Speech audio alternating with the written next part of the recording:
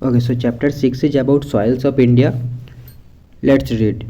Have you ever thought about the most important factor which supports trees, grasses, crops, and numerous life forms over the earth's surface? No, I didn't think ever. Can one grow a blade of grass without soil? Yeah, it's possible. While some plants and organisms which are aquatic in nature can sustain in water, do they not derive nutrients from soil through water?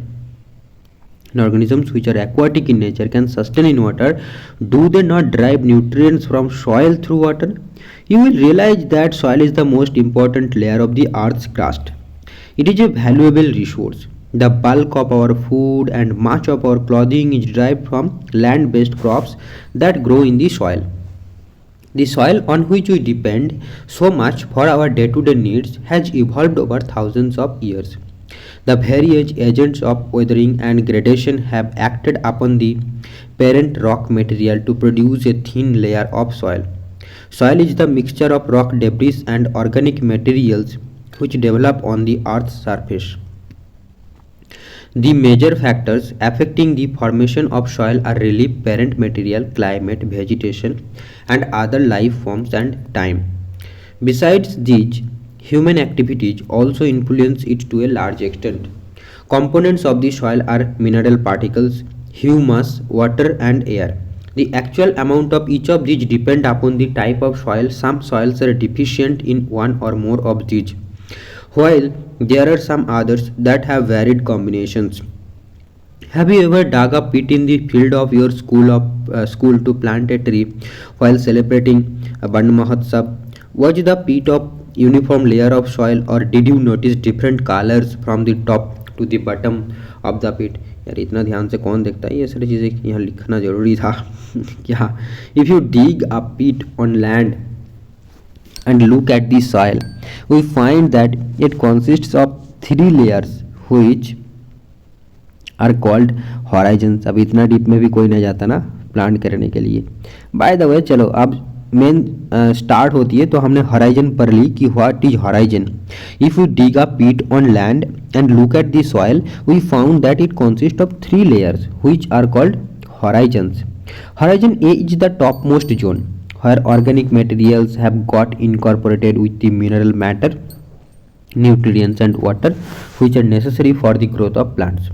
Horizon B is a transition zone between the horizon A and horizon C and contains matter derived from below as well as from above.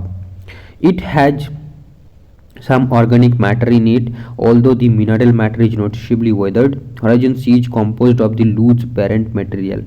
This layer is the first stage in the soil formation process and eventually forms the above two layers. This arrangement of layers is known as the soil profile.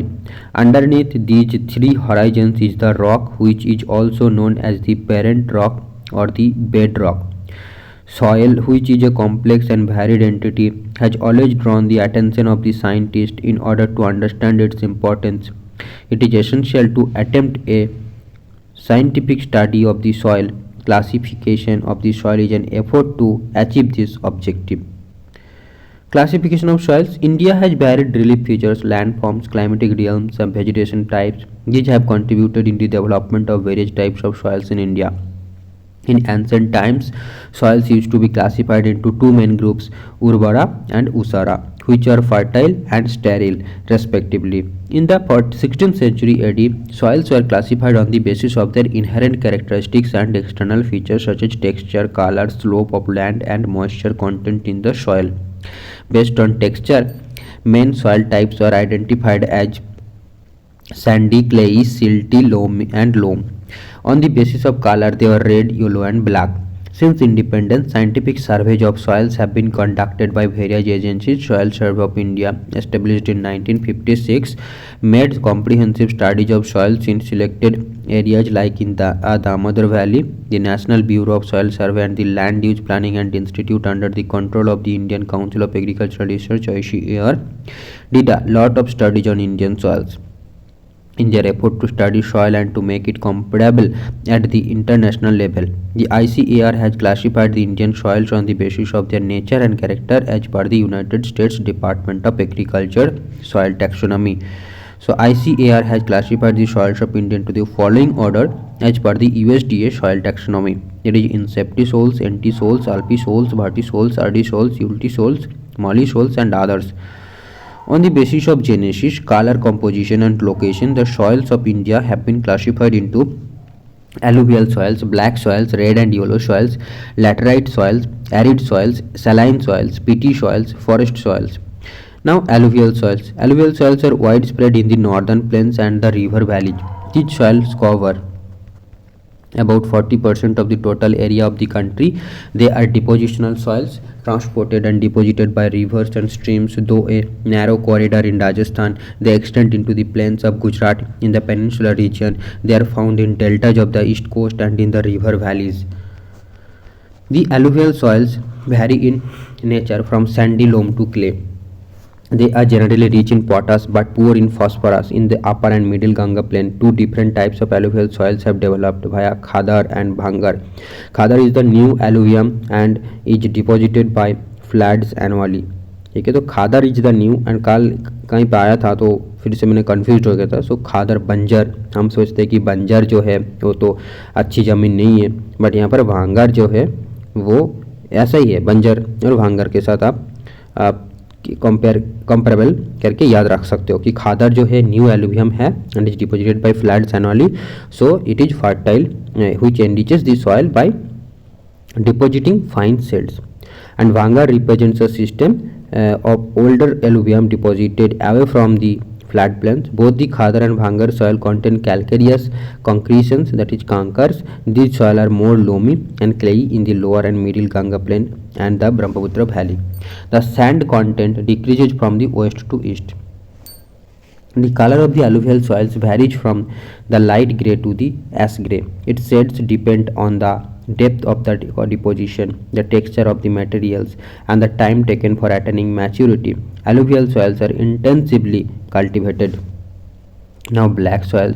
Black soil covers most of the Deccan Plateau, which includes parts of Maharashtra, Madhya Pradesh, Gujarat, Andhra Pradesh, and some parts of Tamil Nadu.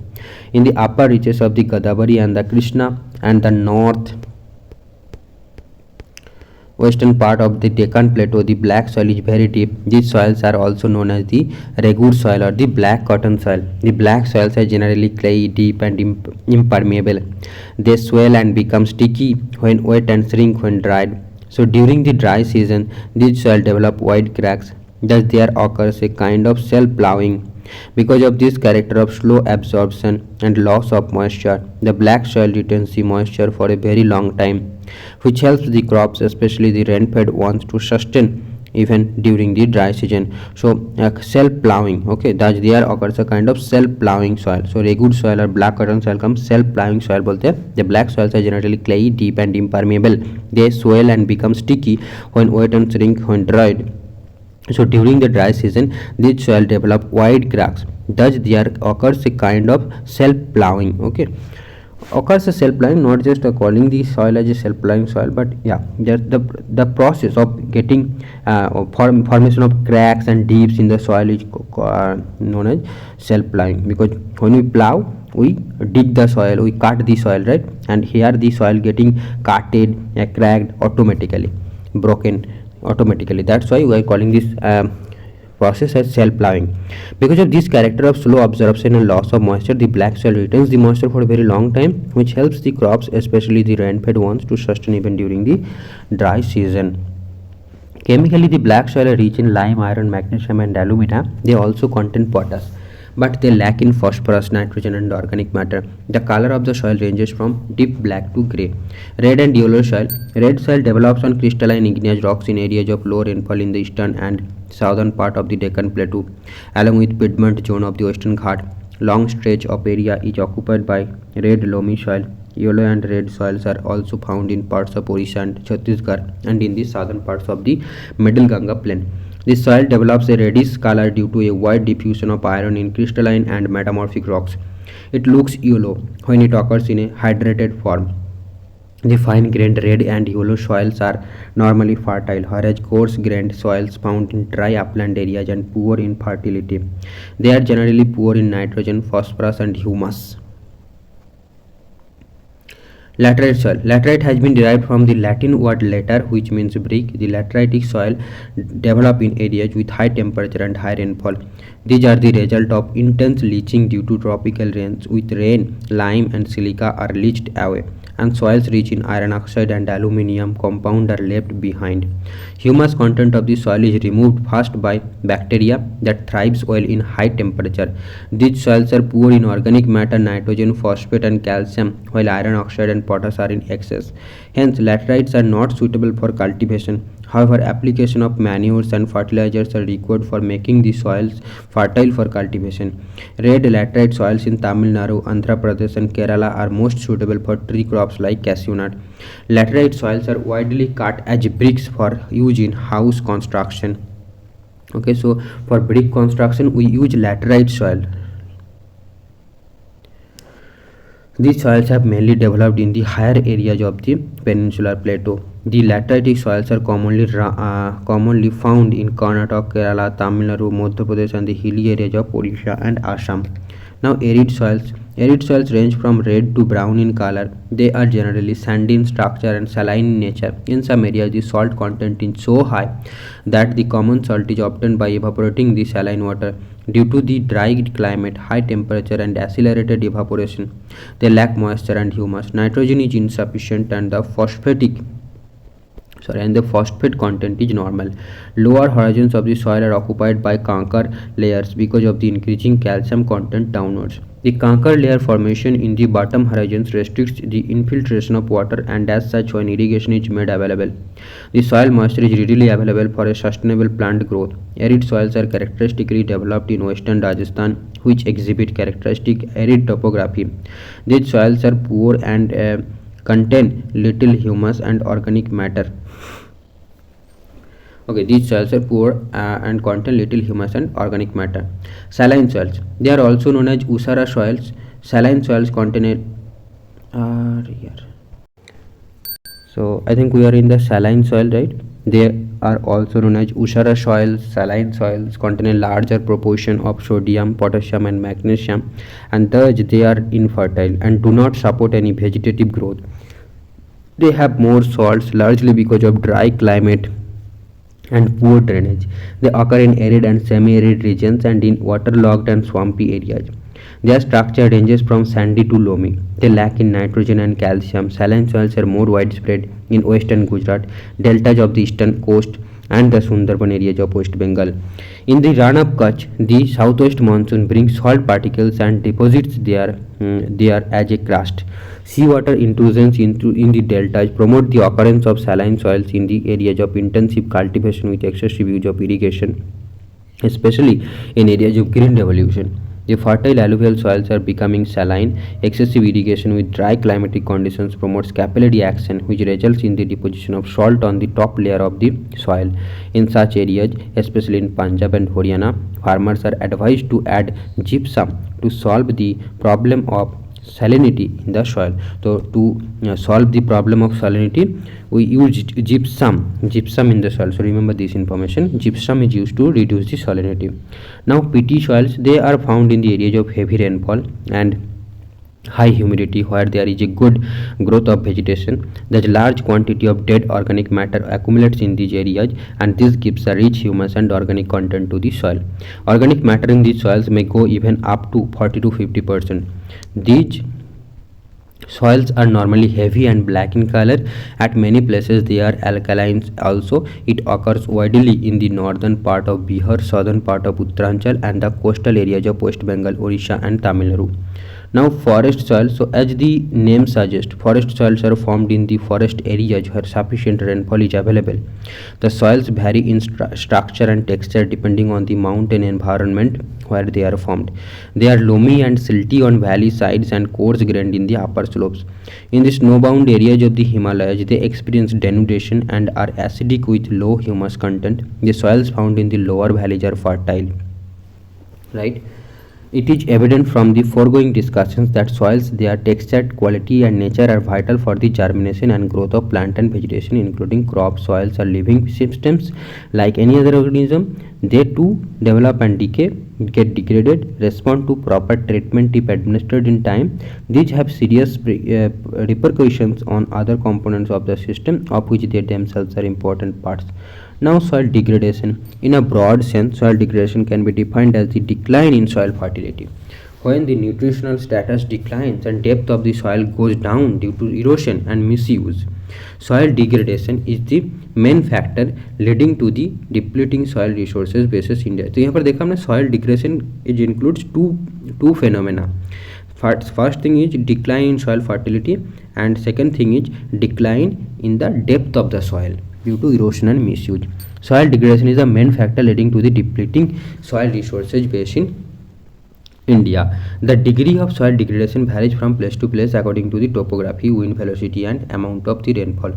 Soil erosion. The destruction of the soil cover is described as soil erosion. The soil forming processes and the erosional processes of running water and wind go on simultaneously. But generally, there is a balance between these two processes. The rate of removal of fine particles from the surface is the same as the rate of addition of particles to the soil layer. Sometimes such a balance is disturbed by natural or human factors, leading to a greater rate of removal of soils. Human activities too are responsible for soil erosion to a great extent. As the human population increases, the demand on the land also increases. Forest and other natural vegetation is removed for human settlement, for cultivation, for grazing animals, and for various other needs. Wind and water are powerful agents of soil erosion because of their availability to remove soil and transport it. So, wind and water. Wind erosion is significant in arid and semi-arid regions. In regions with heavy rainfall and steep slopes, erosion by running water is more significant. Water erosion, which is more serious and occurs extensively in different parts of India, takes place mainly in the form of sheet and gully erosion. Sheet erosion takes place on level lands after a heavy shower, and the soil removal is not easily noticeable. But it is harmful since it removes the finer and more fertile topsoil. Gully erosion is common on steep slopes. Gullies deepen with rainfall, cut the agricultural lands into small fragments, and make them unfit for cultivation. A region with a large number of deep gullies or ravines is called a badland topography. Ravines are widespread in the Chambal basin. Besides this, they are also found in Tamil Nadu and West Bengal. Yes, we have ravines here nearby areas. The country is losing about 8,000 hectares of land to ravines every year. What types are prone to gully erosion? Okay.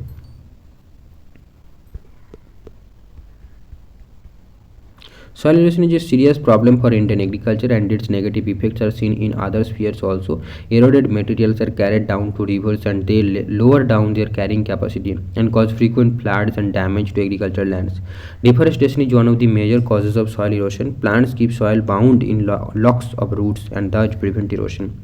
They also add humus to the soil by shedding leaves and twigs. Forests have been denuded practically in most parts of India, but their effect on soil erosion are more in hilly parts of the country.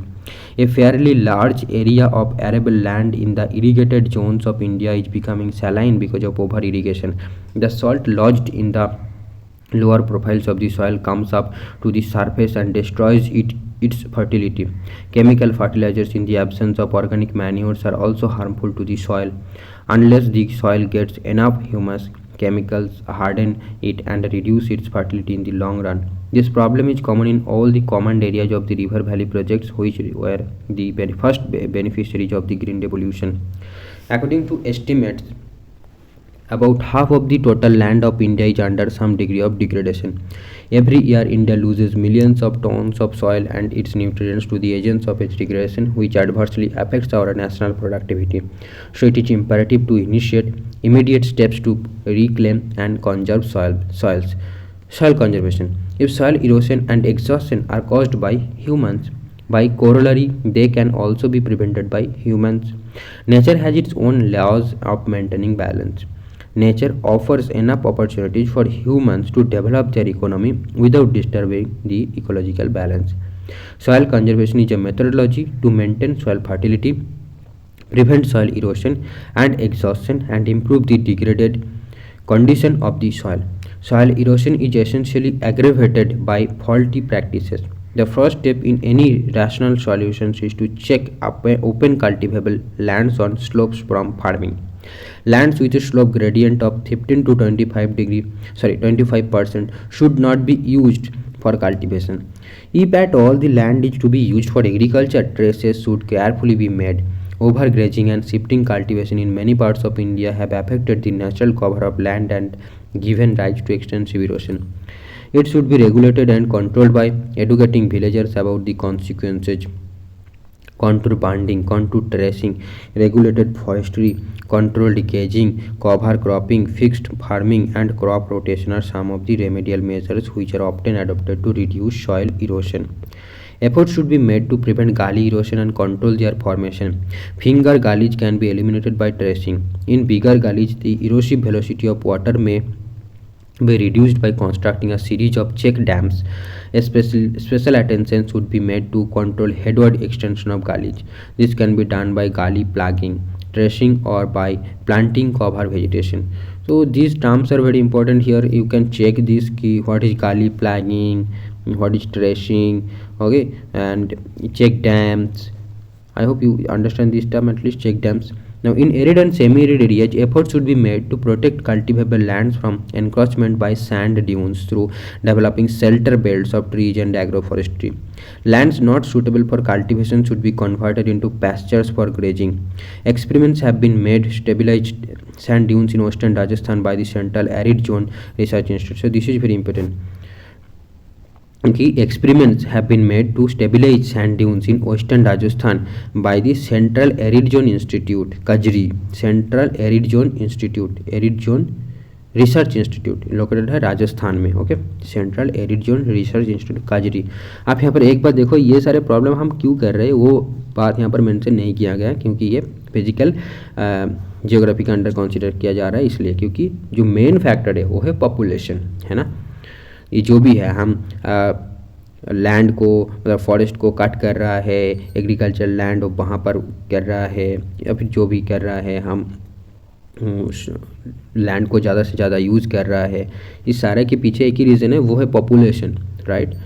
First that reason, but no higher it is mention because it is a physical geography, बट ऐसा भी नहीं होना चाहिए. By the way, the central soil conservation board set up by the government of India has prepared a number of plans for soil conservation in different parts of the country.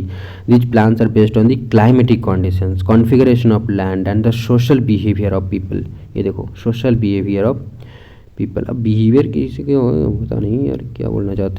Even these plans behavior कैसे change करेगा, मतलब वही बोला मैंने, population is the main problem ना, तो फिर population फिर क्यों ज़्यादा हो रहा है वो भी एक प्रॉब्लम है, मतलब पूरा लूप है. Even these plans are fragmental in nature. Integrated land use planning therefore seems to be the best technique for proper soil conservation. Land should be classified according to their capability. Land use maps should be prepared and land should be put into right usage. The final responsibility for achieving the conservation of land will rest on the people who operate on it and receives the benefit. Okay, so here it ends the chapter and that's all about. Okay, जहाँ जहाँ हमने mark किया है वो सारी चीज़ आपको देखना है, और एक ही चैप्टर बाकी है जो कि यूनिट 4 का है, ये नेचुरल हैजर्ड्स एंड डिजास्टर वाला चैप्टर. तो इसे हम ख़त्म करेंगे तो ये क्लास NCERT 11 का बुक जो है ये पूरा आपका एक रीडिंग हो जाएगा, फर्स्ट रीडिंग. आप काम है आपको रिवाइज़ करना, तो रिवाइज़ करने के लिए आप बुक खरीद सकते हो, या फिर मैं सजेस्ट करूँगा कि ये जो PDF है वहाँ से मैं आपको शेयर कर दूँगा. मैंने डाउनलोड किया है वो NCERT वेबसाइट से, क्योंकि यहाँ पर बहुत सारे मैप्स जो है वो विजिबल नहीं है अच्छे से, क्वालिटी थोड़ा लो है, और ये पुराना कंटेंट भी है थोड़ा. तो डाउनलोड किया है मैंने, और उस सारे PDF को मैंने मार्ज किया है ताकि आपको एक ही PDF में पूरा बुक मिल जाए, क्योंकि ऐसा फैसिलिटी वहाँ पर नहीं था. तो मैंने सारे PDF को डाउनलोड किया और फिर मार्ज किया और एक ही PDF में कन्वर्ट कर दिया. तो उसको आप प्रिंट कर सकते हो. जैसे कि मान लो यहाँ पर टोटल आई थिंक 100 कितना पेजेस है देख सकते हो इस बुक का. अरे यार, ये देखो 102 पेजेस है, ठीक है. तो मान लो आपने 4 in 1 किया, मतलब बोथ साइड में आपका 4 पेज चला आएगा, एक A4 साइज पेज शीट का, तो आपका बुक जो है टोटल 25 पेजेस में आपका ये प्रिंट होके आ जाएगा, ठीक है। और आपको यहाँ पे मैंने करवाया, मतलब अगर मैंने नहीं करवाया अभी तक, मैंने सोच रहा था कि ये करवाऊंगा मैं, तो रिवीजन देने में आसानी होगा, क्योंकि हर बार ये मोबाइल से रिवीजन देना, ऐसे ही चौक की हालत बहुत ख़राब है, बट क्या कर सकते हैं हम, इतना बुक भी तो नहीं खरीद सकते ना फिर। तो मैं ये नहीं बोल रहा हूँ कि एनसीडी नहीं, तो एनसीडी खरीद लिया, और भी तो सारी चीज़ें पढ़नी है ना, तो कैसे करेंगे, तो इसलिए थोड़ा ट्राई कर रहा हूँ कि पुश करने का, ताकि थोड़ा आदत पड़ जाए, बट ऐसा हो नहीं रहा, चौक डिग्रेड होते जा रहा है।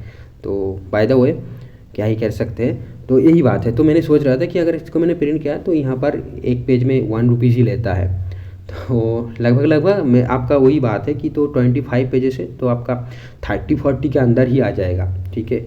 अब या फिर अगर 2 रुपीज़ में लिया तो आपको 50 में आ जाएगा, बट अगर बुक खरीदने जाओगे तो डेफिनेटली आपको 50 रुपीज़ में नहीं मिलने वाला, ठीक है। तो आप कर सकते हो ही, प्रिंट कर लो। थैंक यू फ्रेंड्स, इस वीडियो को इसी में स्टॉप करते हैं। Thank you.